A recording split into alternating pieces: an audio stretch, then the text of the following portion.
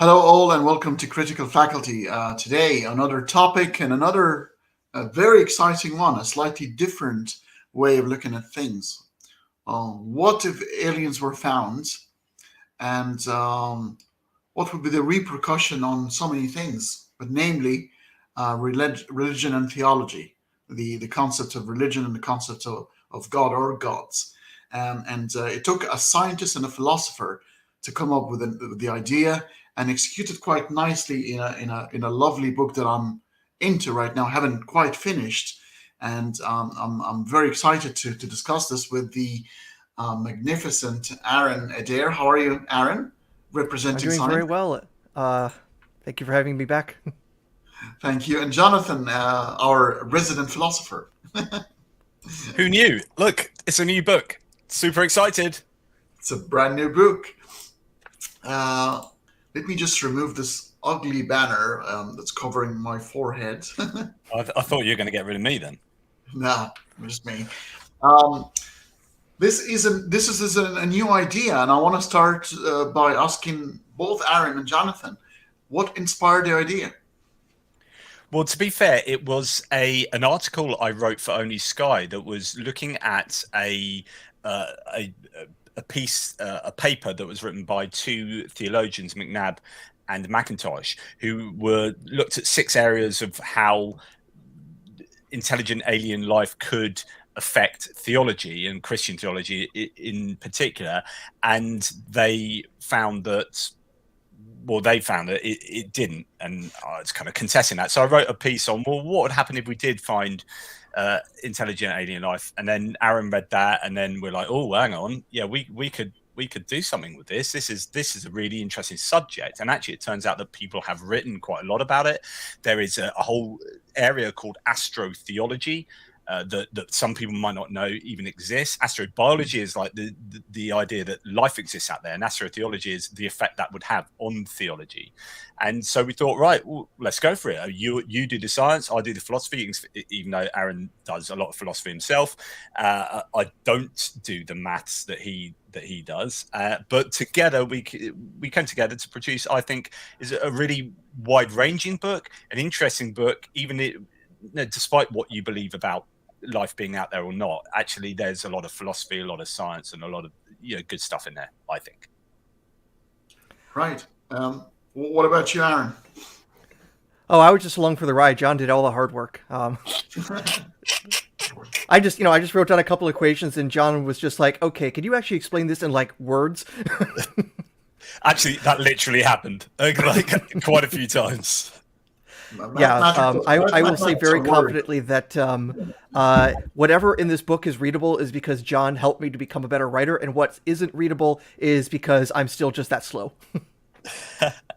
Oh, That's very kind, but not true. interesting. I mean, the book starts with a very scientific approach, and I think, and rightly so, because for people to understand the background, they need to understand few concepts. And I would like you to take us through that mediocrity principle, also known as the Copernican principle. What did we find out that we thought differently around that time? Yeah. So our namesake here is Nicholas Copernicus, who, at the end of his life, he published his grand work that said, hey, let's actually treat the solar system with not the Earth at the center, but the sun, so that the Earth is not anywhere near as specially located in this universe. And lo and behold, he actually was right after some various modifications. Now, pretty much every modern astronomer is a Copernican, and the grandest point of this is that neither is the Earth nor the Sun the center of the universe. In fact, there's no center at all. Hmm. We also have found that our Sun is not particularly special. It's basically in a distribution of very many other stars, of which it's kind of close to the average there. We're one of many planets. From what we can tell, just about every star has planets. And we're in just one galaxy, which is one of hundreds of billions. The realization is, hey, there is nothing special about our location in the universe, and this realization is the Copernican principle writ large, we should expect to be something closer to average than exceptional unless we have some good reason to think otherwise. And that's just kind of basic statistical thinking. You're more likely to be closer to the average in some sort of normal distribution, where most of the population is, than the exceptions. Exceptions are, by their very nature, exceptional, rare. Yeah, so you can think you're the tallest person in your house and think, hey, I'm really tall. And then you go out into your village and you're like, yeah, it turns out I'm not as tall as some people in the village. And you go out into the city and you're like, it turns out and then you go into the whole world and you're like, okay. So if you then extrapolate that across the universe, you can kind of get an idea. The Copernican principle is actually a really important recurring theme in the book because it can get applied to an awful lot of different contexts. So when you're talking about are we the most intelligent entity in the universe? We're probably going to sit in the middle. If we conclude that there is other life out there, then we're going to sit somewhere in the middle. Are we the most moral? We're going to sit somewhere in the middle. Are we the most evil? We're going to sit somewhere. How much evil is there in the universe? Well, how much evil is there and suffering in this world? And you think about tsunamis, you think about murder, you think about genocide. You think, okay, well, that is going to be pretty average compared to what there will be out there. There could be whole galaxies that are exterminated, rather than just a civilization here or there. And so the Copernican principle is a really fundamental aspect of many of the arguments we deal with in the book. We fast forward, and we're talking about the 50s and the 60s, a very popular time where the landing on the moon, and suddenly it was in vogue. It was very fashionable. That's why you end up with the Kardashev and the Drake equation, and people are started to think quite seriously about you got Carl Sagan, who wrote the script of the movie Contact, and he was obsessed with Extraterrestrial that he wrote and sent mathematics and music to the universe, seeing if somebody can pick up different signals. But these two elements in the 60s, from the Kardashev scale and the Drake equation, started to calculate the likelihood of that presence. I should actually show there's even more history than that, because the idea of extraterrestrials goes back at least to Greco-Roman antiquity, because we actually had it being discussed by the philosopher Epicurus, who's most famous for first articulating the problem of evil. He was actually also articulating the idea that there's other planets that have life on them. So that idea is extremely ancient. The idea of actually contacting them goes at least to the, I think, 18th century with Friedrich Gauss, who was talking about basically making giant fire pits to communicate with people on Mars. So those sorts of ideas, were in, before the 20th century. But yeah, it's the mid-20th century that there's basically the explosion of flying saucer culture and things like that. And the idea that we can actually use our current knowledge of how to communicate across vast distances to maybe see if anyone else is talking back. So yeah, starting with like Frank Drake in the early 60s, he was a radio astronomer, so he's got, access to all this great radio equipment, and figuring, hey, the way we can transmit across huge distances at the fastest speed possible, this is now quote unquote easy tech for an advanced civilization. Is anyone else also using the same technology, and can't we pick that up if they're trying to say hello to us?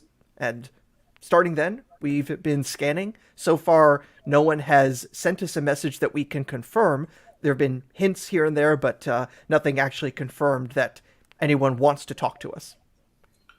Which then leads on to the paradox, the Fermi paradox, which is, what if we and we're skating through like the first third of the book here, but basically, the question is, well, is there intelligent life out there?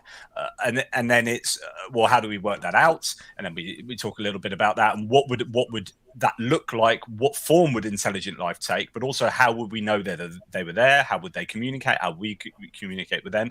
And the idea is, well, if you conclude that there is intelligent life out there, then there's a bit of a paradox. You say, well, imagine there are billions of instances of intelligent life. Well, why is it that we haven't come across them? Why is there radio silence, if you like? And that's the kind of Fermi paradox, as far as I understand it. So, yeah, and I don't know if Aaron wants to speak to that. I was going to say, and that's famously, I think Fermi said, "Where is everybody?" That's how it started. Yep. Where is everybody? Yeah. But here's a question for Aaron. I mean, if aliens don't exist, who built the pyramids then? Well, obviously, it was the Atlanteans. Now, of course, where Atlanteans come from? Well, actually, they were Silurians. They were actually here hundreds of millions of years ago, but then hid under the crust of the Earth until they reemerged. Okay, what's actually going on? We discussed this a little bit in the book that we know who built the pyramids. And for no other reason, the Egyptians who built them left the receipts. Like, we've actually literally found documents of them, like, getting their supplies for the construction period of it. And we can also watch literal centuries of development from the oldest Egyptian burial practices to stacked versions of that to the final versions at the Giza Plateau. So the only people who keep saying it had to be aliens or Atlanteans basically have refused to understand modern archaeology. Some would still say, well, very smart aliens. That's how they lead you to believe that.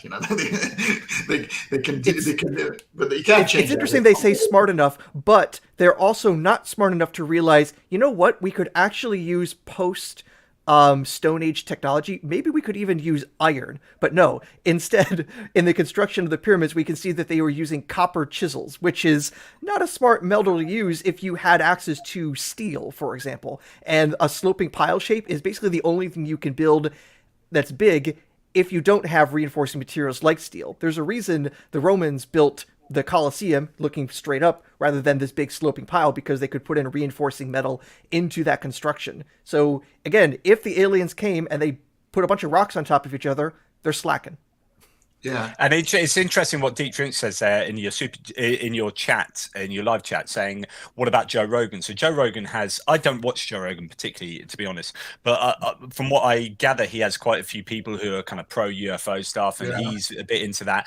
And I just remember going back, and I don't want to be dismissive with when I was a kid, I thought this too type thing, but. When I was a kid, I thought I was really interested in like the X-Files book. I had the X-Files book of the Unexplained. I got Fingerprints of the Gods, Graham Hancock, and this kind of thinking, because it's like fun and exciting and ooh and or could that be? And it's almost conspiratorial.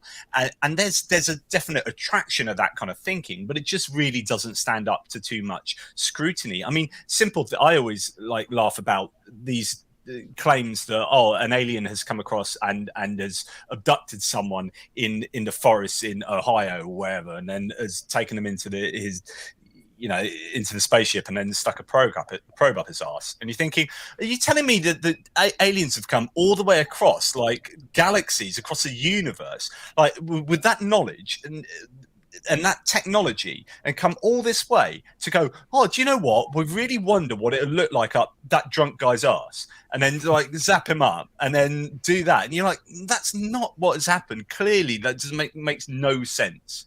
But there you go. I also just have to self-promote a bit as well, because one of the people on Joe Rogan, you actually mentioned Graham Hancock.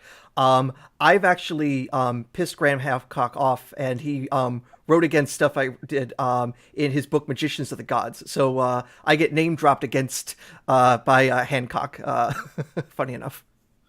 Well, I mean, we've got some stuff to play with here in terms of aliens, because whenever we imagine aliens, they're like reptilian or cockroaches or sort of in insects forms. But we know that 65 million years ago, the accident of the meteorite that hit the Earth and the vast majority of the reptilian, very successful reptilian life form have sort of diminished, given rise to the little shrews, our very old grandparents, to give rise to the mammals who are us. What if that didn't happen? Wouldn't then be the Earth be roaming by almost the aliens that we imagine, because these are sort of reptilian, maybe developed reptilian life forms, and we are those reptilians. So when you're talking about, well, what would alien life look like physically, then the mind goes kind of out there and trying to think, well, do they have DNA? Exactly as this question says, is DNA the common building block of the terrestrials of the universe? It's a very good question. And how would they evolve? Would they evolve differently? Could you even imagine gaseous entities or this or that, and you can start thinking about all these really huge really interesting thought experiments. I was just thinking on a question for Aaron, because Richard Dawkins famously said, if there are extraterrestrial And we could be that extra because panspermia is still a thing. We could be, Mm. we could have been fertilized from outside of Earth, so we could be the ETs that we're looking for, at least our origin. But he said that even if extraterrestrial existed outside, they must evolve according to natural selection. There is no other way. They have to evolve and adapt to the conditions they live in. Do you think the same, Aaron? I think in general that is going to have to be true because natural selection doesn't depend on the particulars of the chemistry of life. It's just the reproduction with modification and advantages in the environment. That is true whether it's biological or even technological. So I do think that's right. The question, of course, is will the aliens even be carbon based? I would guess more likely than not because carbon has a lot of advantages. Will it have DNA? I don't know if we can really guess that so well. What I do know is even if the aliens are carbon based and have DNA, that doesn't mean that we're going to successfully have hybrids with them, as so often happens in Star Trek, where just about every single species is able to intermate with each other. And they have to explain that in Star Trek is that literally one species like 4 billion years ago, like seeded all the planets around the galaxy. So that's why everyone can hook up, even though that doesn't actually make biological sense. But that's another topic. Yeah, I'll throw into that there are, just for those who might say that there are other forms of evolutionary. There are other evolutionary mechanisms, genetic drift, and so on and so forth. So it's not that natural selection is the only one, but it is. I'd agree, the main one. So. Yeah, at least for speciation, we know that geographical drift is quite important. But how about this? I mean, there are some cosmic laws and rules. Entropy, nobody can escape entropy, you know. And if Edwin Schrödinger wrote a beautiful book called "What Is Life." He's a physicist, you know, the Schrödinger's cat, and he explained life is a system that closed upon itself to resist entropy for quite some time and to keep it from the degradation of the misplacing of information inside the lipid. And if the alien life form, if it's not organic and it's rather energy based, it will still have to abide by the same rules. It has to sustain itself and have a sort of a longer period where it's alive, defying entropy. How would that happen, and how would you imagine that to happen, Aaron? Measuring the entropy change, or I'm not quite sure the question. I'm sorry. Yeah, so if it's a life form, let's say it's electricity or energy based, and it's not organic, and it's trying to do the same thing. It's trying to keep that information for a while without, it decaying quite quickly. It's trying to sustain itself, like in a life form within the lipids and within the species of a plant or an animal. How would an alien life form do the same thing, but instead of using organic material, would use energy or electricity or something of that sort? I guess maybe our best analogy would be just what we kind of do with our machines. So the way we generate pretty much almost all of our electricity is by means of engines, and a lot of them are heat-based engines. Make one thing hotter than another, that heat flow becomes an energy flow that you can then utilize for some sort of useful work. And I'll also note that when it comes to us identifying the intelligent species out there, we want to put them on some sort of scale to say how far along they are in their advancing, and if they're more advanced, less advanced than us. And you mentioned before the Kardashev scale, which is basically a way of scaling how much energy do these aliens have access to. And a more advanced civilization would have access to and control more energy, which means that they can do and accomplish more things. On this scale, this was created by a Soviet scientist in the mid 20th century.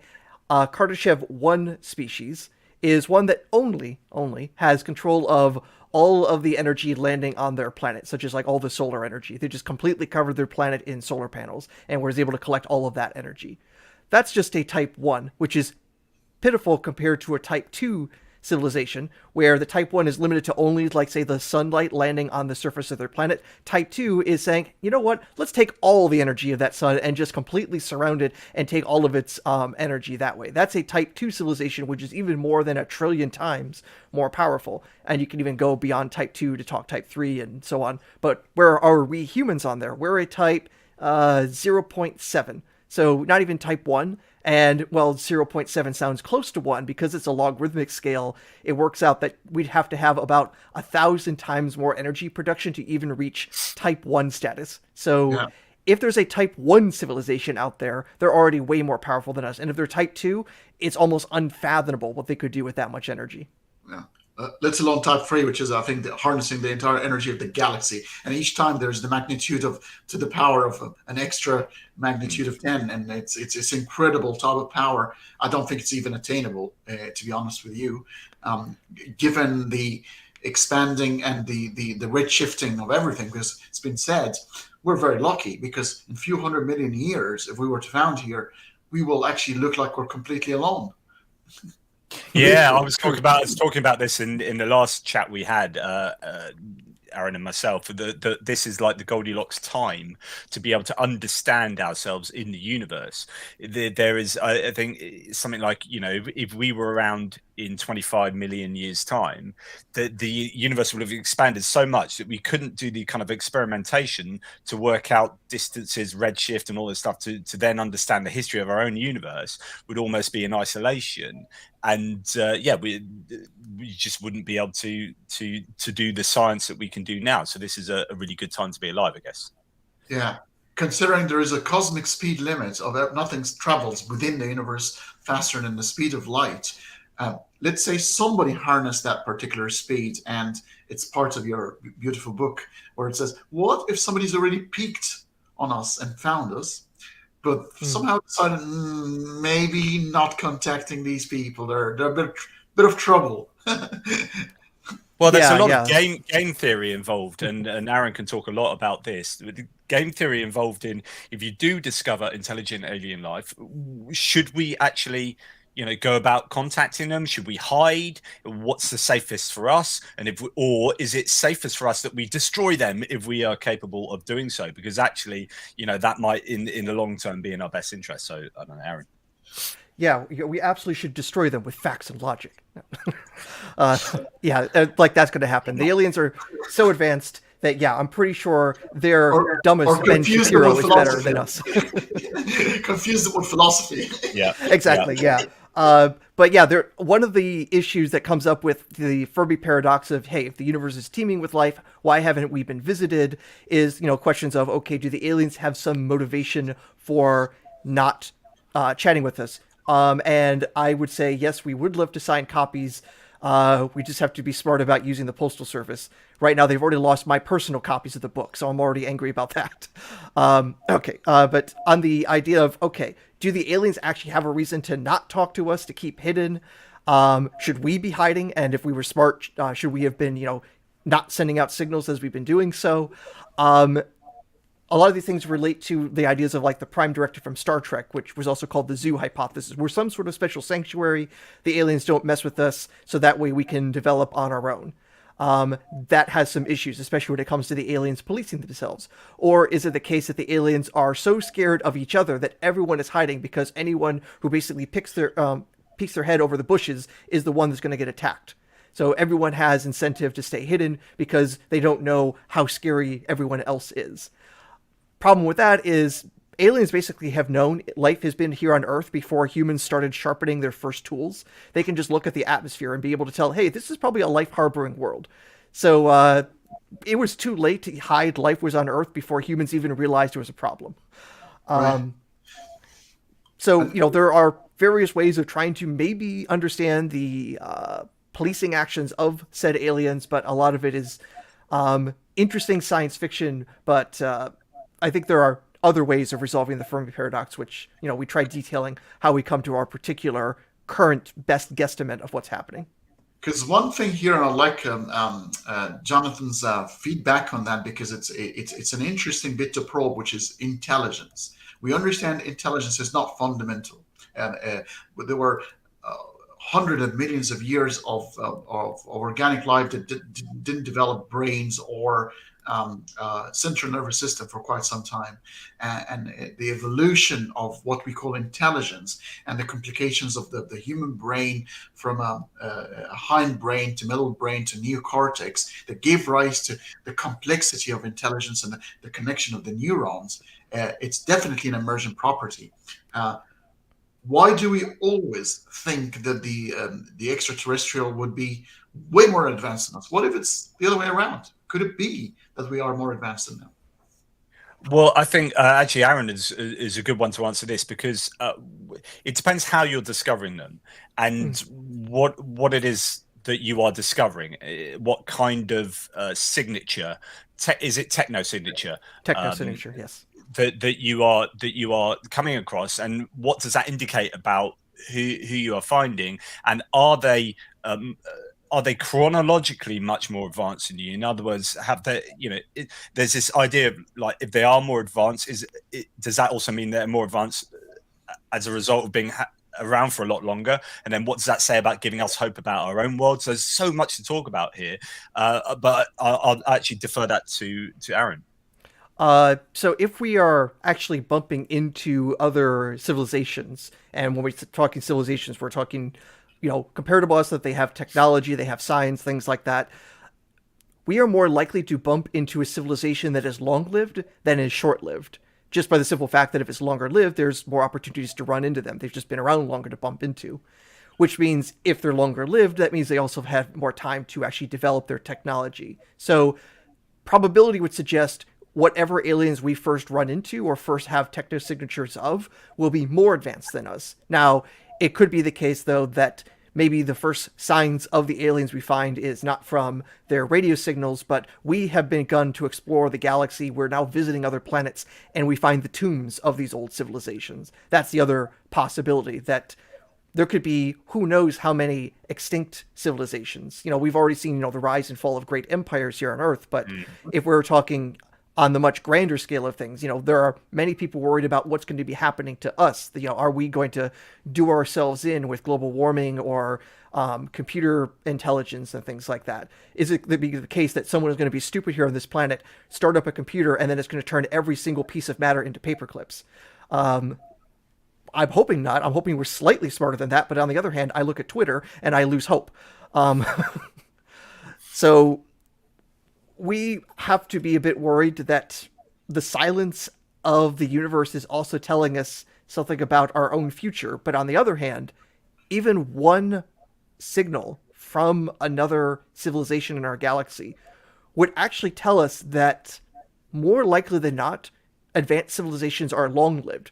It actually works out from the Drake equation that really the only way we have any chance of actually finding anyone else alive in the galaxy right now is if they are long-lived and therefore numerous, so they're close enough for us to actually find and detect them. And if they're long-lived, and again from the Copernican principle, we're average. If the average civilization is long-lived, we're probably long-lived. Now, that doesn't mean the aliens will tell us how to make it. They can just show it's possible, and we just need to now put in the hard work and make it happen.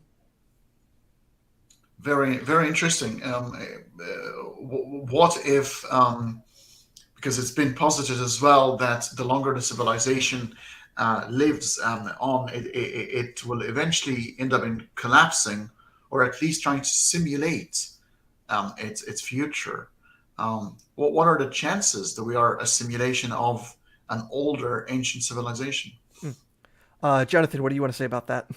Well, simulation hypothesis, people like Nick Bostrom. I mean, these are interesting. And Nick Bostrom has said, I don't know if this is exactly what you're talking about, but he's written a paper saying that actually is a greater chance that we're in a simulation than we're not.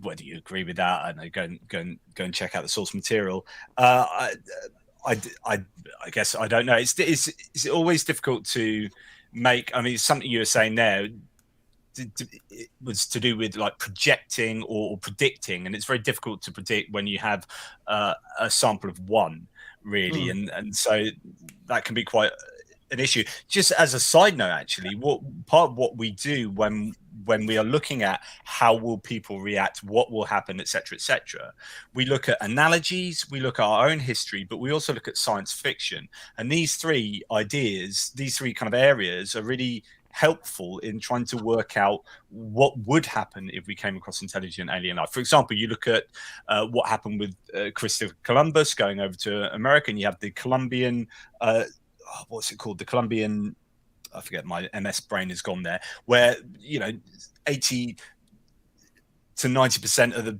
people, the people basically, so I get all my words muddled up here, as Christopher Columbus and the conquistadors hit the Aztecs, it kind of ruined the civilization, it caused mayhem for everyone. So what can we learn from that? Would that be the case if we came across another civilization, or another civilization came across us? Would they bring disease? Would they bring chaos and despair for us all, or will it be much more cooperative? What are they looking for? Are they looking for resources? Are they looking for help? Are they, we start then thinking, well, how do we know? Then we go into science fiction to try and give us a little bit of help, because there's so much that has been written and made in the realms of science fiction that can give us an indication of what might happen. And so it's a bit of history, a bit of analogy, a bit of science fiction, and that's how we can kind of try and work out some kind of prediction. Or it could be, it doesn't have to be a false dichotomy. It could be a bit of both. We know that when Homo sapiens met the Neanderthal at some point we thought we annihilated them, and then we found a significant amount of DNA. So it looks like we made love as well. Might have killed some and made love to some. True that. Now let's get to the impact. Let's say sorry. So it's the Columbian exchange. That was what I was looking for. Columbian exchange. All right. Yes. Yeah, the exchange was a bit one way though. Yeah, exactly. Yeah, the Native Americans exchanged their life for European colonization. Yeah, it was. I don't know why they call it exchange. Yeah, I should point out, Jonathan, you're talking to people living in two sets of former colonies, and we're still a little bit miffed about the whole thing. Okay. Yeah, get over it, guys. Get over it. Yes. So I think to talk about science fiction, Arthur C. Clarke's third law, I think, is interesting. Any technology that's sufficiently advanced appears like magic, and then we can look at history as well, which is what happened with the conquistadors firing their muskets that to look like the Aztecs. A flash of light, and then suddenly someone would die over there, and they hadn't seen horses before, so these people were riding horses, firing muskets, and people were dying at a distance. This is magic. So imagine what would happen if actually Aaron can probably talk to this about in terms of not so much that aliens might look like magic, but they might look like gods to us, because they might be so technologically advanced that as we come across them, they can do things that we can only imagine gods to be able to do. Yeah. And what if our meeting with? I mean, we're talking about older civilizations. So as the universe expanded after the Big Bang, we know that our solar system has the life of about 5 billion years, but we're talking 13.8 billion years. What if there was an older galaxy and it had its own evolution of certain species? They've discovered wormholes, and their homes are collapsing. And we see this quite often in science fiction, where they're looking for a new home. They're looking for a new place. Even the story about Superman, where the father and mother sent Superman to Earth because their planet was collapsing. Kal-El. And then they end up with Superman, and the whole civilization is looking for a new home to reside in.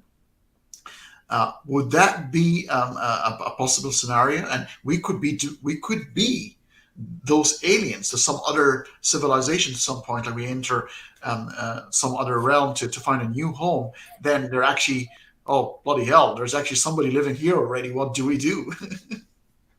I suppose one of the questions is, if you're that technologically advanced that you can do all this funky stuff, then how far would you go to get what you'd want? And is it realistic that that you couldn't find your answers close at home, or couldn't be able to adapt where you are in order to get those answers. Why would you have to go across the universe to find this parochial bunch of weirdos doing whatever? And so, there are so many avenues you can go down with these kind of thought experiments, which I'm sure Aaron has read, because Aaron is more of a science fiction reader than I am, and he's probably read many books and seen many Star Trek episodes that have dealt with this kind of thinking. Yeah. Well, very often, if it's the case that the aliens have to come here to repopulate or reconstitute their civilization, it's because the writers are just not very good at coming up with new plots. It's always a rather set of convenience that, somehow, we came from a distant galaxy and we need to come to your specific planet. This might get into the problem of particularity, which might come up in another chapter in our book. And of course, with you bring up Superman in particular. I mean, his name is Kal-El. El, the old name for God. The old Semitic name for God. So it's like, literally Superman is a god from another place. And considering actually he was created by a couple of Jewish comic book creators, he basically is their god, just with spandex. Yeah. I think it's Jesus. I mean, there's a lot of things that are as Jesus. Yeah. Now, the idea, of course, that life could have been here in our galaxy super early and done all sorts of other amazing things and had wormhole technology, and that does lead to a couple of scientific problems that is probably worth addressing. One is that I think it might be hard for advanced life to develop very early in the universe because there isn't enough stuff that's not just hydrogen and helium. You need the stars to go through their cycles of creating the heavier elements and exploding them out and sending them out there to actually have enough material to build advanced complex molecules. So, like, for example, our sun is considered a third generation star. So 2 other generations of stars had to come and go to produce enough material so that way the planets can form with enough, uranium, iron, carbon, calcium, etc. So that way bodies like this are even possible. True. So if you do that too early in the universe, there's really not too much interesting chemistry you can do with just hydrogen and helium. So there's some limits on how far back that's possible. And I should also note that if wormhole technology as depicted in science fiction could work, it actually makes the Fermi paradox a whole lot worse. The idea that if the aliens are just far enough away, then there might be a reason we haven't had contact with them. If it takes them geological periods of time to cross distances, then it becomes completely plausible why they haven't come here. But if they have some technology that they can instantly jump between galaxies, then the fact that they haven't come here becomes extremely strange. So in some ways, in the same way that we haven't had tourists from the future as evidence against time travel, the fact that aliens haven't come here by wormholes is probably wormhole technology isn't possible. I actually explore a little bit of this as well in the book about the limitations of what we can see, that in general relativity, there are solutions to the equations that allow it, but there are other physical constraints that would suggest it's not actually possible.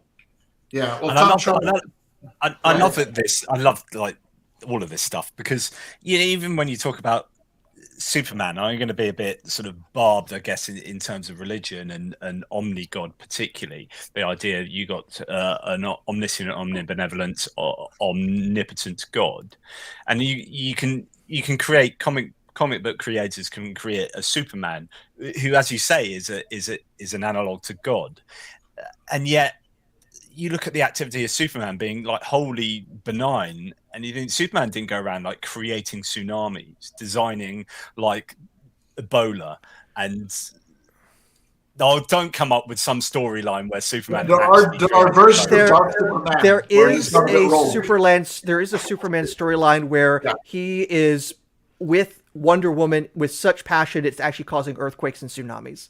Yeah. Here's your Dan Brown Da Vinci Code twist. Yeah, but what you've done there is you brought in the Eve. He only did that because of the Eve figure there. So it was basically the woman's fault. I think we should probably stop and say, hey, I think we should stop and say, hey, we're now 3 guys blaming all the problems of the world on women. I think we just realized we stepped over some lines, okay? Yeah. By the way, caveat there, I was joking, of course. Yeah. I find it interesting, and this is where you can start. I guess I don't know if this is a useful segue, but when we start looking into there are 6 areas when we go into the philosophy. Well, what we do is we say, okay, we assume that intelligent life does exist out there, and it's probably quarantined by distance, which is to say that it's so far away that it's impossible or very difficult to come into contact with it. So let's assume, and if the universe is infinite, or at least really bloody big, then there are going to be potentially billions or infinite examples of intelligent alien life. And then you start talking about, okay, if there's intelligent alien life, will it be, well, first of all, will that life be intelligent? Yeah, we're going to be average, Copernican principle. Okay, will it be moral?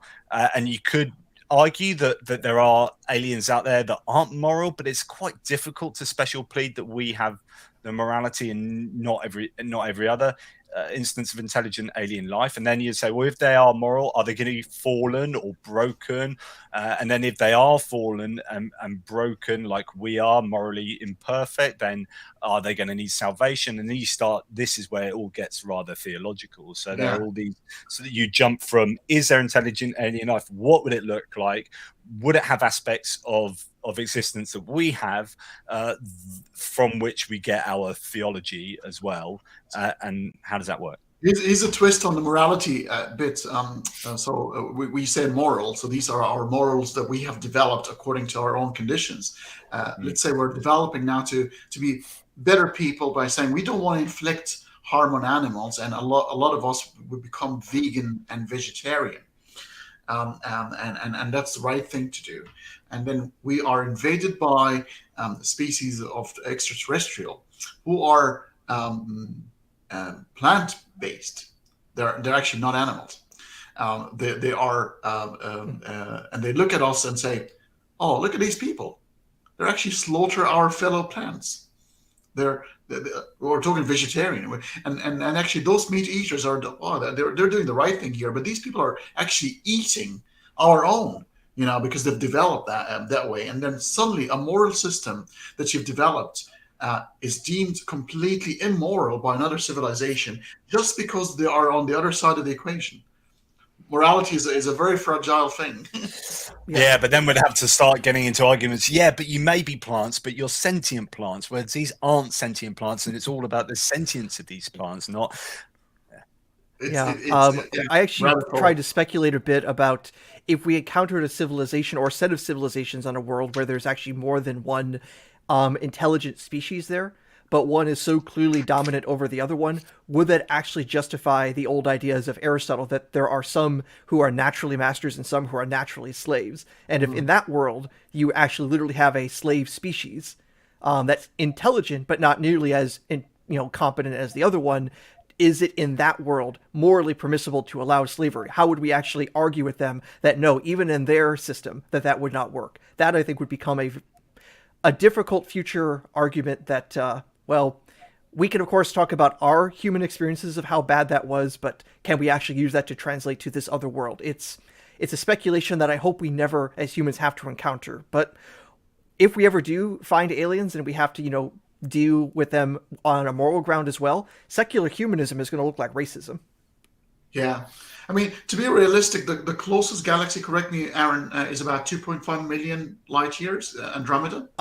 Well, that's the closest major galaxy. You also have satellite galaxies of the large and small Magellanic Clouds, but at least Andromeda is the closest nearest one. It's about the same size as the Milky Way, and it also has later generations of stars. I can't remember if the Magellanic Cloud has later generations of stars or if it's mostly small mass stars. Yeah. That just makes a difference because if it doesn't have enough of the heavy elements, then maybe they don't have life there. But again, I haven't visited to check. Yeah, and it's in a collision course with us. This is why if I ever did this interview alone, like Hanny, you'd ask me a question like that, and I go, "Well, I haven't got a clue." Like this is why I need this guy here, because he goes, "Well, of course, the Magellanic Clouds." Well, I'm not sure. It's like goes on. But I also bring up useful information about the sex lives of comic book heroes. So important scientific information. I need not be here. But I'm saying, look at the viability of. We're talking the closest possible existence that might have a life form. That's 2.5 light years. That takes actually 2.5 million years to travel. So it's actually unless And we're talking about 2.5 million years at the speed of light, and only massless stuff like the photons can travel at that speed of light, let alone other things. Unless you find wormholes, there is absolutely no way of actually sustaining that. So that journey is impossible. It's not gonna be possible. Yeah, and Unless you send the smallest thing possible. I saw someone in the chat mentioning, what if they just send a single cell? Yeah. Maybe a little bit larger. What if we just send a brain? Yeah, but the brain will Uh, have it's still 2.5. yeah, What you could actually try to do and hope that quantum entanglement actually works, but then they have to be entangled at the origin state and not later for information to travel instantaneously. But then that's still not possible because you have to, the two particles have to be tangled within the same realm and not two different particles in two different areas. So far, this is to me, it's impractical. That's a lot of That's why a lot of physicists you speak to. I spoke to Krauss recently. I spoke to Brian Greene, and they're just saying, "Look, it's a beautiful conversation to have. It's lovely. It's fun. I don't think it's attainable. I don't think it's going to be. I don't think practically can do any of that. This is the closest. yeah. Most of the galaxies we're talking about, they're hundreds of million light years away. That's impossible. It's just, and that's hence the idea of quarantine by distance, and then the kind of like, okay, the supposition that there is life out there, whether we can come across it or not, you can maybe park that idea. Yeah. It's also worth noting, even if we could go at 99.99999% the speed of light to the Andromeda Galaxy, by the time we got there, anyone who we wanted to visit has probably gone extinct. And if we wanted to say, oh, we wanted to meet the people around this star system, Andromeda, by the time we got there, a whole new civilization on a whole nother star system has probably come and gone as well. It's so incredible that even if you could take advantage of special relativity and time dilation, so that way, even if only a few years appear to pass for you, for the rest of the universe, still so much fantastic time has gone by. Yeah, that's the twin paradox right there. It's your brother still be aging, be your visiting. Now we've got a half an hour to go, and I think let's now talk about the repercussions now on and this is Jonathan's territory, and I'm sure we're Aaron, you're going to still give him a hand here, but let's yeah, we found out. All right, there are some aliens. We found out some aliens, and there are a couple of arguments that a lot of theists make, and I would like to know the repercussions on these two things. Namely, the fine-tuning argument stemmed from the 7 or 18 cosmic constants, and the ID, the intelligent design folks. How would that pan out for them? Well, I find a fine-tuning argument, and we do include this in the book, but it's almost a little bit of a sidebar because and I've talked to you about this before in our we had an interview on this on your channel. I came to speak to you about teleological arguments, but the fine-tuning argument's a funny one because theists will go, look at the universe we're living in. Like, humans are just hanging on to life at the edge of the universe or whatever, however you want to see it. The constants have to be exactly right, and if you deviated one way or the other, life just wouldn't exist. And we look out there and there's no life. It just seems to be us, and we're holding on. Therefore, this proves that God exists. He's designed the universe so we can just, live. And you're like, okay, so that's your evidence for God existing. So you use that kind of fine-tuning argument for the existence of God. But then let's imagine what you would be saying if the universe was teeming with life. If there was life everywhere, there's life on every moon, every planet, everywhere you look, there was just life everywhere. The universe was designed for life, right? So the theist would say, it's like there's so much life here that this must prove that God exists. And in fact, if you messed around with the constants and you went either way, either that way or that way, life would exist because God has made the range of constants so that whatever happened, there would be life because God really wants life. Then what the theist has done is said, right, from the end of the range here to the end of the range here, this proves that God exists and this proves that God exists. So that, like, anything that you are any evidence supports the hypothesis that God exists, and you're like, heads you win, tails I lose. There is just, you've covered everything there. So no matter what the situation is, God must exist, unless of course no one existed, in which case God doesn't exist and we couldn't have this conversation. So it's like, yeah, whatever. I had Matt Dillahunty yesterday on my channel, and we talked about how poorly and how ill defined the idea of theology and God, that it's very hard to falsify. If you're talking about the Fermi paradox, and you go, well, no, God wants it that way. Look at, actually, it shows how the human species are so special. All of that is made for us. All these are ornaments in the sky, in the firmament, to decorate our existence, and humans is the object of God's affection. It's unfalsifiable. Where do you go from here, Aaron? I mean, how do you falsify such an ill-defined concept that is so loose, anything goes? I usually try to go for saying, okay, if you're going to give me something so loose, so indefinite, I'm going to come up with something much more definite. And when I go and show that that's right, I've put yours into the bin just by default. And that's kind of been this history of science and naturalism.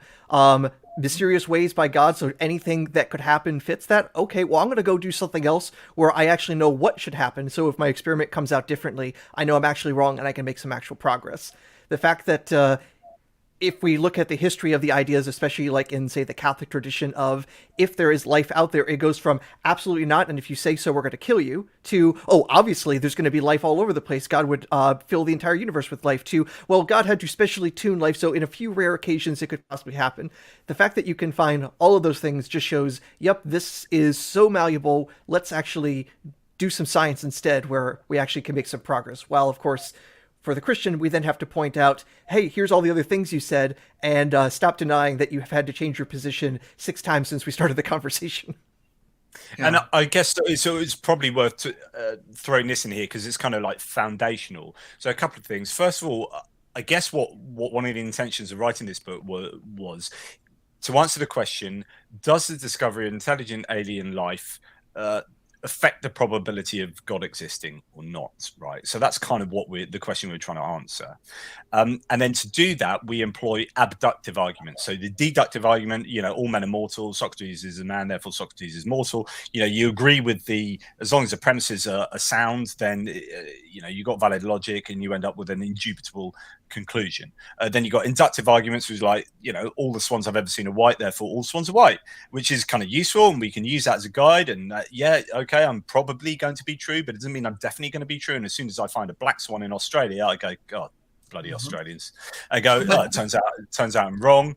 But it's still a useful guide to making predictions and knowledge and blah blah blah. And then abductive arguments, which are the inference to the best explanation, which is, okay, I've got some data and I've got a couple of competing hypotheses. In this case, I've got omnigod theism, Christian omnigod theism, because we do mainly deal with Christianity because that's the context we're from, and that's where most of the work's been done around this. But we also deal with Islam and Judaism and Mormonism and other things. So, but let's take these two hypotheses: so omnigod Christian theism and naturalistic atheism. So you say, right, okay, so these are competing hypotheses. If we were to find aliens out there, which hypothesis would it better support? And it's not a case of disproving God's existence, but it's adding to this kind of cumulative case, or another component you can bring to bear in like evaluating these two hypotheses. So I guess that on from the fine-tuning argument, next one would be the design argument, for example. And I'd happily talk about that, but I'd monopolize a bit of speaking time. I was debating a theist the other day, and that's why I think it's very, very difficult to have a conversation with somebody who's got a very ill-defined concept, because in the Bible and in the Quran, apparently you can find verses that can support everything. Support. If the Fermi paradox is true, there's nothing. So look how unique humanity is. This is only made for you, and this is just for you. We found aliens saying, oh, actually God said in chapter so and so there'll be other lives, and you'll be amazed, and it's incredible. You will never win this argument. Yeah, we actually spend a bit of time talking about if you're reading your Bible, flipping through, and you're looking for all the alien sections, you actually realize the cosmology of the Old Testament and that bleeds into the New Testament doesn't even allow for the possibility of alien life, because what are the stars? They're just little lights that were put into the hard firmament dome that goes over the flat Earth. It's like, yeah, there are no other planets because the stars aren't actually giant balls of gas gravitationally bound with other things orbiting around them. They're just lights in the sky to act as calendar guides for the people on Earth. Once you realize, hey, it's almost like this book doesn't know what the universe is like. Which then, I mean, this is fundamental, I think. So I often say there are two things that allow me to completely dismiss the Bible. One of them is slavery. It gets slavery so damned wrong that I don't need to think about this book any more than the fact that it gets slavery so wrong. It justifies and it countenances slavery, and that is utterly wrong, and it allows dehumanization of other human beings. Okay, I'm going to reject that. But the other thing is, it gets biblical, like the cosmology, wrong. The biblical cosmology is so damn wrong that you're like, what's going on here? So we talk a lot about that in the book, and the question then comes, well, why are you deceiving us? Is this deception? Is this purposeful deception? Or is it just pure ignorance? It can't be ignorance because you're God. And if this is your optimal revelation and you could have had it otherwise, but you had it this way, there's some kind of intention going on here. So what is it that you were doing by... Willful ignorance. I think that's the word. Sorry? Willful ignorance. Well, yeah, so exactly. But why would you be willfully making us ignorant or making us wrong or leading us to wrong conclusions? And not only that, it gets worse than that, because then throughout sort of Christian history, you get Augustine, you get Aquinas, you get these other thinkers that build on theology and the biblical theology and build their own theologies that then move against an accurate understanding of the world, which then lead people like Giordano Bruno to be executed for having what are arguably correct views of the world, but executed by Christians for going against the incorrect notions of what the world is, as espoused or as at least founded in the Bible. So really problematic. This is a question for you, for both of you here. I think we all subscribe to the illusion of free will and the fact that the accident of the arrangement of atoms and the neurons inside one's brain that gives rise to certain capabilities, IQs, tendencies, stuff like that. Do you think some people are made by nature to believe? There are some people that are so anchored in belief that if you take that away from them, they just collapse. Yeah.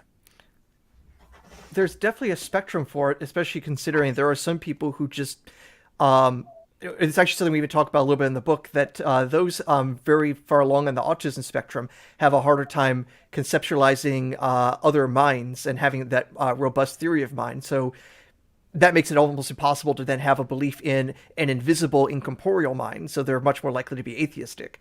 And this is, just a fact of ultimately their biology and development. So if it can, shift in one way so that it's very hard to have such beliefs, it can also be in the other direction where you're very strongly wired to be, what we would call superstitious. Mm-hmm. I mean, there are ways that you could probably help people move away from being superstitious in some certain ways, but I would say that, yeah, there is a spectrum of people being more or less pushed in those directions. Yeah, that includes men and women. So men are less likely to believe in God than women. For what, it doesn't really matter what the reason is, whether it's environmental, whether it's biological, or a combination of both. It's just that there is a spectrum of belief and unbelief. And in fact, I talk about that in my 30 Arguments Against the Existence of God. We've talked about this, Hanny, in one of our videos we've done together on that. And also, I get the sense as well that some people just like, I wouldn't call it lazy thinking. People have got really busy lives, right? If you're working really hard, you've done a 60-hour week, you're struggling to parent your children, blah, blah, blah. You've had it tough. You go to church on a Sunday, you're like, right, okay, let's meet some of my friends, go to church, and then the pastor tells you this is what you need to believe, this is why you need to believe it, blah, blah, blah, blah, blah. You have your whole morality just put in your brain like that. You don't need to think anymore. You don't need to say, right, let's start from the world up. Let's construct my morality. What is morality? What are abstract ideas? What are this? What are that? And do the whole philosophical enterprise about existence. And people don't have time to do that. I do that. That's what I get off on. But like for most people, they don't have the time to do that. So you can understand why people find belief a useful thing, because they shortcut to being, their own behavior and activities in life because someone's telling them to do X, Y, and Z, and they don't have to do the thinking for that. And actually sometimes people want that. Like we talk about, oh, it's great, we have this burden off our shoulders as free thinkers and we get to do free thinking. Free thought is great, but for some people free thought is too free. Yeah, and I'm going to link this to with a bit of cosmology and physics with Aaron here, because we know that the behavior of things is linked to conservation of energy. The attitude of most things is actually take the path that will actually take them to consume the least amount of energy. Species and living beings have evolved in these kind of environments. We know that the brain is up to 22% of the full calorie intake. Of course, we would favor anything that will give this very taxing organ a break. Be it a belief system that will give you answers to multiple things. So we tend to do that, considering, and I can feel for the old humans, Homo sapien 300,000 years ago, who doesn't even know when the next meal is going to come from, and have to conserve energy and to find something that will give them multiple answers under the one umbrella, it's quite comforting, and that's why it's quite persistent. What do you think? That's really good. That's interesting. Yeah, and when I look at what this is supposed to be doing up here, it is not, like this great grand computer that we're trying to build for general artificial intelligence. It's a big collection of kludges to just, minimize the effort. So that way, like you say, it can find its next meal or make its next generation. That's what this thing was ultimately built for in so many ways. The fact that you give it some free time and it decides, if I bang these rocks together just right, maybe it makes a smaller rock. Is there a smallest possible rock? Maybe we should build a giant rock collider. And then we get modern particle physics. Nice. I want to draw attention. Obviously, guys, this is supposed to be a teaser. This is supposed to be bits and pieces of this very rich, information-rich and thought-provoking book. Now, the book on the link is in the description of the video. It's going to be. It's pre-order at the moment. 11th of May is the date, guys, for the release. That's for the Kindle. That's for the ebook. But the paperback should be out now. Amazon's being a bit funky, though, as it sometimes can be. But it is basically, you can order that now in paperback.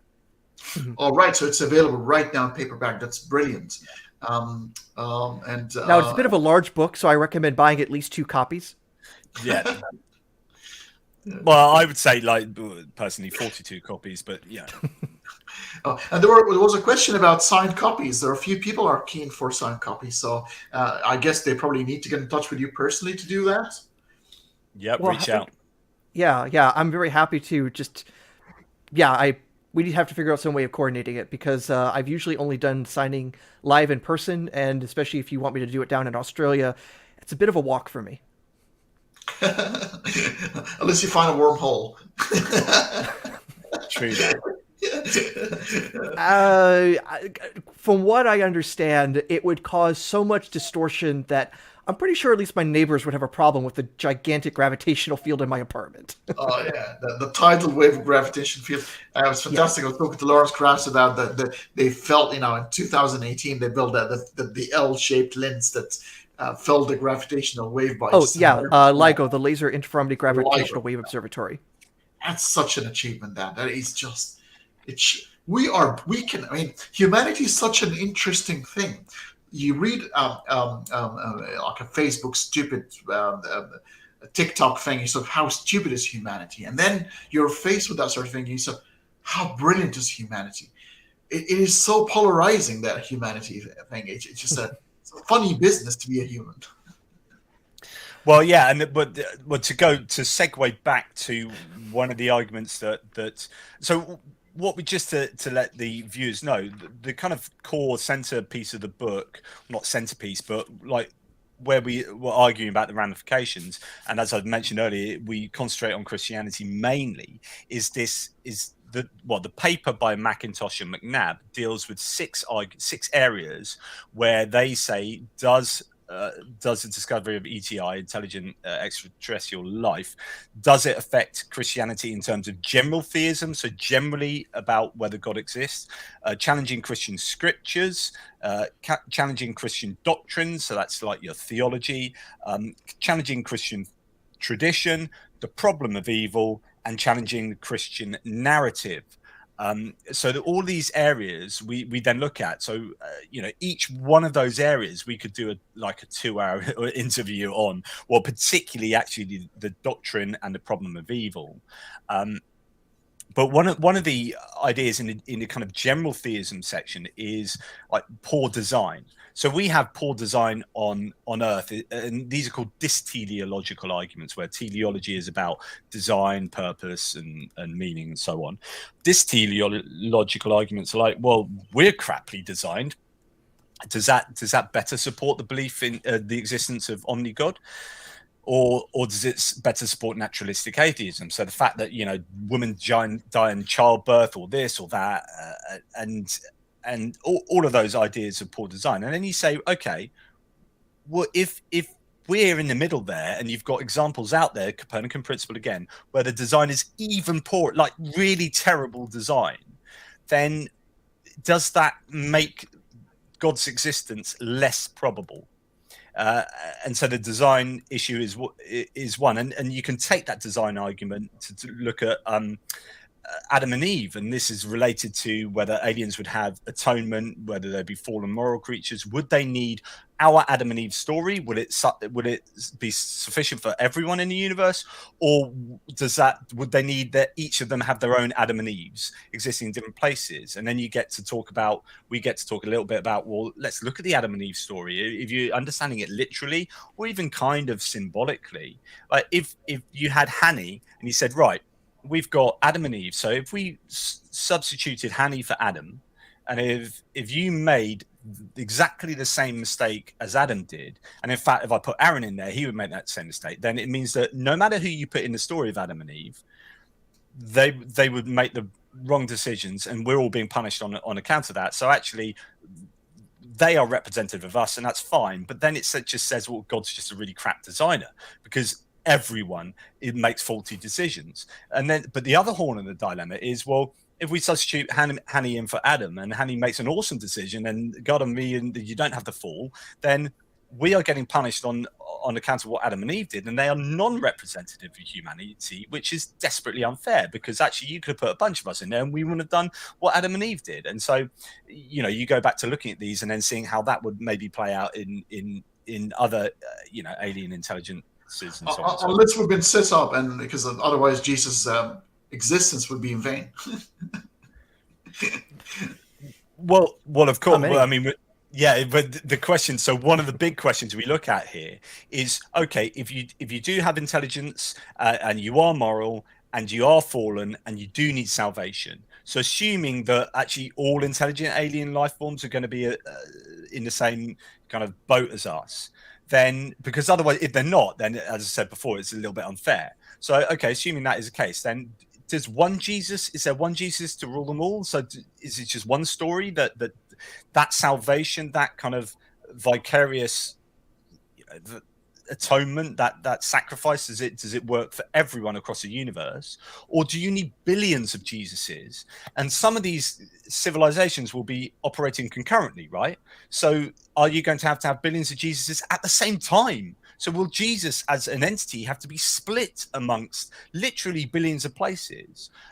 Jesus will have died in many and then come back again elsewhere in like millions of years' time and all over the universe, just to do this kind of salvation in alien form in each of these individual places. And that's a really big topic of what we look at. Yeah, and I want to get Aaron's feedback, but I want to pose a question for Aaron as well. So it's not cosmology, but it's linked quite tightly with science, because one of the things that's been said, that the consciousness, as it evolved and it became complex, there were some side effects, and the side effects is ritualistic behavior. We are seeing right now in primates the evolution of ritualistic behavior, lucky charms, It's almost like a precursor of religious aptitude in chimpanzee and bonobos. Does that mean that the complexity of the human brain has given rise to fantastic stuff like being able to do the LIGO, but also being able to see agency when there isn't? Especially given our current hypothesis on the origins of superstitious beliefs in hyperactive agency detection, and that this seems to be one of the few areas of evolutionary psychology that seems to be reasonably well founded. That the cost of being wrong about what's that rustling in the bushes, is it a tiger? If I run away and it is a tiger, I just saved myself. If I ran away and it was just the wind, the cost was pretty minimal. And of course, conversely, the person who sticks around and says, oh, it was the wind, I'm not going to worry about the tiger getting eaten, yeah, that creates a selection pressure to be looking for agency in anything and everything. And it does make me wonder, if there are aliens out there that go through the same evolutionary processes, will they also develop a similar sort of thing, or is there some other path that could have been taken to avoid all of that extreme agency detection? I think that's an interesting question that we won't be able to answer until human sociologists can start talking with alien sociologists to see what their research has found. Yeah. Um, and I'm going to get to this great comment, and kind of we can comment on it as well. But I think it's quite persistent, because agency, or hyperactive agency detection, for that matter, it's somehow, it actually kept us alive. That false positive, the type 1 or type 2 errors being committed, and in the absence of epistemic tools, making it was a risk analysis. Go there to the rustling trees and risk your life for a bit of fruit, or say, well, I'm going to live another day. I don't need to verify. I have no way to verify where the sounds come from. I think it was a quite wise decision in the absence of the right tools to find out. But when it persists beyond, when you can have a drone now sent to the trees and know for sure what is the source of the sounds, and for it to persist to this point, I think it has become an obstacle of what was originally a very aiding factor in human life. It's a kind of misfiring of genes, in the same way that a moth will circle around a candle flame and then burn itself to death. It's not evolved to do that. It's evolved to navigate using light, and it gets misappropriated. And that's the same with a lot of our behaviors. We haven't evolved to believe in God, or we haven't evolved to do X, Y, and Z. They're just misappropriation of structures and systems that we have in place that are useful for survival. But in this context, they make us do weird things. This is an interesting concept from Sohan, and thank you so much for the super chat. And derived from the areas we were talked about here, how many versions of Jesus, and how many hells and heavens and that will qualify or will be needed for all that sort of thing, and whether Adam and Eve are universal representation of all life forms, or each of these different species around the universe have had their own situation. And according to the many words of interpretation, the Everett interpretation of quantum mechanics, there would have been a universe, inevitable, by the way, not just as a probability, inevitable, a universe where Adam did not eat from the tree. Yeah, and from here with Sohan also bringing up multiple mothers of God, I've seen that this has come up when other Catholic theologians talking about the multiple incarnations of Jesus is saying, well, that's fine. But then someone in the audience says, but what about Mary? She's supposed to be the queen of the universe. Do we also now have multiple queens? Or does Mary have to travel through all of time and space in the TARDIS along with Jesus for the same sort of story to keep happening on every single part of the universe? And also it's the case, if Jesus has to also go and defeat Satan, does that mean each civilization has their own Satan? And so we shouldn't be talking about Satan. We should be talking about, I'm trying to think what the plural of Satan is, because my Hebrew isn't good enough yet. But many Satans. Yeah. What is it? We talked about Silverman Kal-El. What's his name? Zod? Oh, Zod, yes. But, well, he's not necessarily evil. He's more of, he's a general. You're supposed to kneel before Zod, but he's a little more complicated than... Sorry? And so was Satan.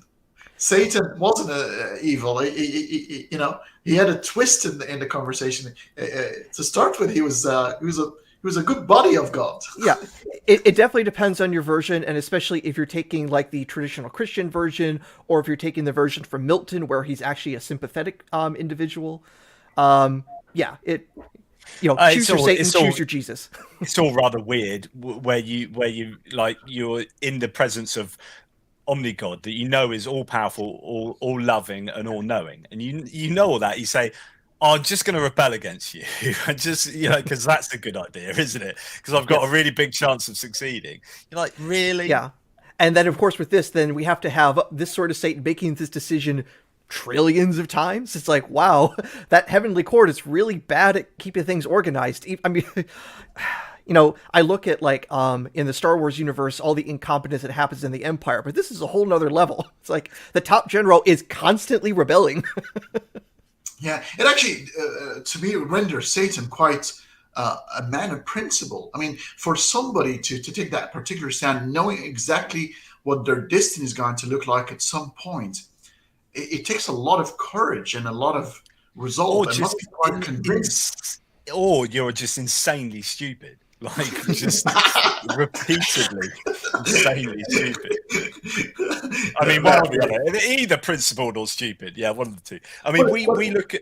Sorry. Sorry, I want to pose a real question for you here, both of you. So if God appears in front of us three and said, I'm here, I'm your God, and start showing us things we know for sure that's God. But he said, but by the way, I am the God of Abraham. Everything you read about me is correct. I'm the one who ordered the slaughter of the firstborn in Egypt. What would you do? Would you go, okay, we acknowledge your existence, cool dude, and but I'm not convinced. I'm not going to worship you because I don't respect you? Or would you just say, oh shit, I don't want to burn in hell forever. I'm just going to do the pragmatic thing and pretend and. When I imagine this, when having a shower and imagine these situations, I go, well, God, you're a bit of a dick then. This would be my reaction, but in reality, I go, okay, yeah, what a brilliant story, loved it. It's one of those things you don't know what's going to happen unless you're in it. I'm hoping the first thing I'm going to do if God is appearing before me, and hovering in front of me, my first thought should be, okay, I'm going to go grab a hula hoop, make sure I can pass it over that there's no strings. It's very true, because we could mass delusion can happen. Like three of us could be under a certain. So we don't even need a mass delusion. All we need is just some good magic tricks. And so it's like, okay, let me just do the most basic thing to check for the Penn and Teller tricks before I change my entire worldview and all my metaphysics. It's like, okay, or could this just be a good light show? Because I've seen those too. Very true. Very true. I would start questioning my own sanity, I think, at that point. To Soren's point about multiple incarnations, we are one of the other stimuli that we look at is Ted Peters' 2018. So he's an astrotheologian, pretty famous one. Astrotheology, science and theology meets extraterrestrial life, and what's interesting there is that he has lots of chapters from really prominent theologians and whatnot. And on is there one Jesus or many Jesuses? Theologians are split, and this is a really fundamental kind of component of astrotheology, which is, would you need billions of Jesuses? And you get some theologians saying, no, it's absolutely nonsense that you would need billions. There is only one, and they'll draw on people like Aquinas and whatnot, and say there can only be one. It can be only one. It's like Highlander, and then but then other people saying, well, actually, that doesn't really make sense. So imagine you are on a planet, Hanny, where you're a tentacled alien or whatever, or imagine now just you as a human. You are told to believe in this story about a tentacled alien doing all these funky things that way you then get sacrificed, and that is God incarnate, but in something that you can't really empathize with.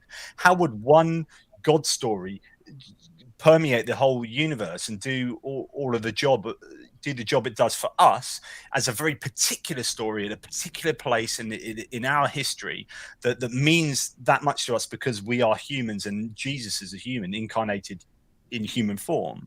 So how can that one story be as effective for everyone as it is for We us? know, Jonathan, it didn't even cut the mustard for our own little Earth, because we know that humanity. I mean, you look at the Eastern religions; they look at the Abrahamic religions; they think we're crackpots, you know. Yeah. And we look at them; it's like, what the hell? A religion without a god, like Jainism, and we think it's crazy. It's actually on this little pale blue planet. It actually diverse. So imagine the universe would even be more diverse. Yeah, which leads into this other argument that Aaron talked about, mentioned earlier, called the problem of particularity, and then the scandal of particularity. Scandal of particularity is a well-known theological sort of idea that the only way to access God is through Jesus, and so therefore you have to have a Jesus, which means that what does that mean for the rest of the universe's intelligent life forms? Like, how do they access God? It has to be through Jesus. What, our Jesus or their Jesus? So you got that, and then you got the problem of particularity, which exists already. Without, you forget aliens, it's a problem already, which is the kind of very Jewishness of the story. Means that the story of Jesus and the history of the Bible is really embedded in a very parochial place and time. Yeah. That means that someone in the Amazon rainforest can't access that story, either physically access that story anyway, because they maybe weren't alive at the time or whatever. That's a different argument. But they can't access that story as much because it doesn't speak to them. They talk about circumcision. They talk about, don't mix wool and linen, and all these kind of very particular weird 613 mitzvah, these laws that just like, what? Even now we're like, well, we don't adhere to that. We're like, Jesus came along and did away with that, but did he not fulfill every jot and tittle of the law? And so on. You get all these arguments. So the problem of particularity then becomes exacerbated by the idea that intelligent alien life forms exist out there, and you're talking to a tentacled alien that doesn't have a penis, and go, by the way, you have to get circumcised. You're like, really? Like, what's going on there? What does that mean? Yeah. I'm going to end with a question for you both, and I think it's going to be a nice ending. Is, let's say, the aliens aside, we stay put. It's impossible to access, and we're going to keep fantasizing about whether life forms exist in this vast, incredibly vast universe. We're talking 93 billion years, the diameter of the visible part of the universe, light years, 93 billion light years of the visible. So it could be, we don't know the borders of that, if there are actually any at this point. It's incredible. It's incredibly big. But what we're concerned about right now is this situation, the now, and maybe the future of God and religion. What do you think? I'll start with Aaron here. What do you think is the future of religions to start with, and then the concept of God later on? I'm talking hundreds of years from now. Yeah. So, as much as I, would like us to become more and more secular and throw off the old religious garbs, what we know is that religions will change and adapt. And something we even talk about in the book about cognitive dissonance reduction, and how that even relates to various UFO cults when they were actually being disproven when their prophecy failed. The work of Leon Festinger in particular back in the 50s. So my expectations is religion is going to continue to see society change along with it, and then also still claim that it's the bedrock that holds everything together. Just like how you have people claiming now that the Holy Bible always condemns slavery, even though you go back 150 years, it was the exact opposite. 100 years from now, that's going to be, just pure, say, liberation theology, and anyone who ever said it was used ever for pushing down women or homosexuals or things like that will always have been misreading the Bible. My expectation is it's going to be around, but it's going to be different. And the thing that's going to make religion different is us getting better. That's fantastic. I'd entirely agree with that. And we do, as Aaron said, we do talk a lot about cognitive dissonance reduction. It's super important. And when you're talking about how would humans, because we have a section in the book about how would atheists react, how would humans in general react to alien, the discovery of intelligent alien life politically and psychologically. But in terms of religion, like we argue that actually does have an effect on theology. It does have an effect on the probability of God existing, but at the end of the day, humans are not always rational creatures, but we are very much psychological creatures, and so cognitive dissonance cognitive dissonance reduction will be prevalent in understanding how religious people react. And religions have adapted over time, and we've seen that, and there's no reason to think they won't continue to do that.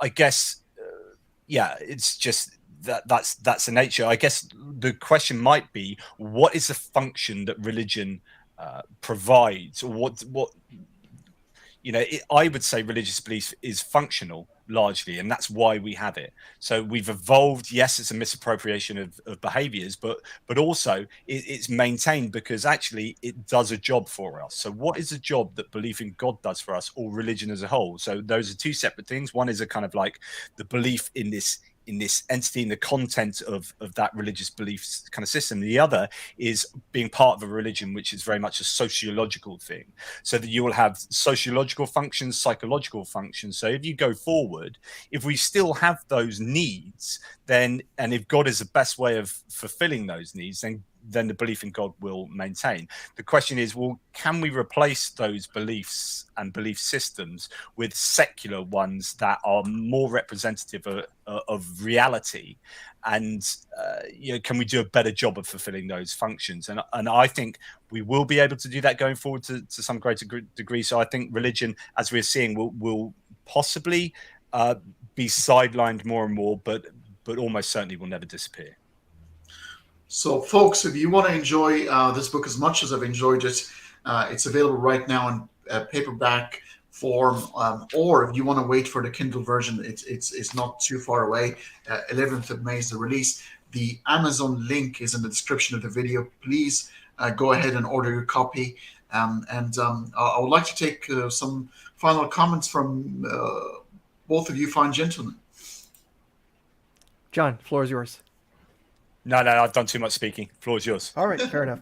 Okay. I have to say that it was an extreme joy writing this book with John. I think we had very good synergy, and he helped me become a better writer in the process as well. So the high qualities of this book, I have to give a lot of credit to John. I, of course, tried to put in my content, but us working together, I thought, made a really wonderful, fantastic product.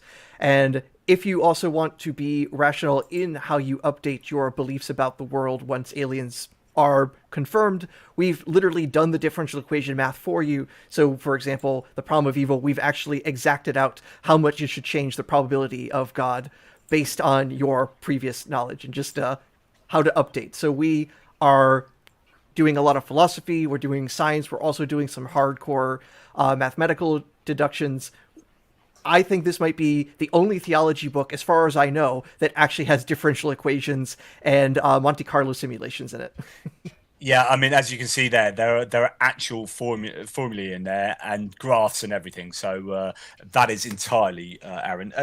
But I'd agree, Aaron, it was a joy to write with Aaron. It's actually a really nice experience writing with someone else to bounce ideas off rather than doing these things on your own. And I think we've done a really good job with this book. And I would just refer to, and bear in mind, we've touched on about 20% of what's in this book in this talk. I mean, there are most of the philosophy we haven't even mentioned. We haven't even really mentioned at all. But there's just going to read out, just because I'm quite proud of this. So Stephen J. Dick, who's a former NASA chief historian, so basically the one guy we wanted to get this book, says, as thousands of planets are discovered beyond our solar system, and the search for extraterrestrial intelligence intensifies on many fronts, from UFOs to distant regions of our galaxy, the question of the effect of an alien discovery on terrestrial religions and theology becomes ever more urgent. This well-written and provocative book is a substantial contribution contribution to studies of the societal impact of astrobiology, and especially to the new field of astrotheology. Fair warning, you may experience cognitive dissonance and perhaps even change your worldview. So I love that. And just lastly, Richard Carrier, I love definitive treatments of a subject. This is a definitive treatment of its subject. The impact and significance to religion of even the possibility of alien civilizations is much in need of a thorough book. Pearce and Adair cover every angle and well. It's so lovely to be told that your book is the definitive book on a subject, and that we're stoked. Especially when, like, with the one from Stephen Dick, that, yeah, not only former chief historian at NASA, but basically also has written, like, the definitive histories of speculations about extraterrestrials. He's written several books of just that history from antiquity to the early modern period. So the fact that he comes in and says, hey, we actually did the history right better than other theologians have, that was awesome. Yeah. It's also a big bonus that you two are two of my favorite human beings. Very down to earth. I love talking to you. You're very smart, but you're good friends of mine now, and I love chatting with you. Wait, who told you that I was human? well, you come across that one. Yeah, you're one of the lizard people that Trump told us about. If it wasn't for you pesky humans. Row.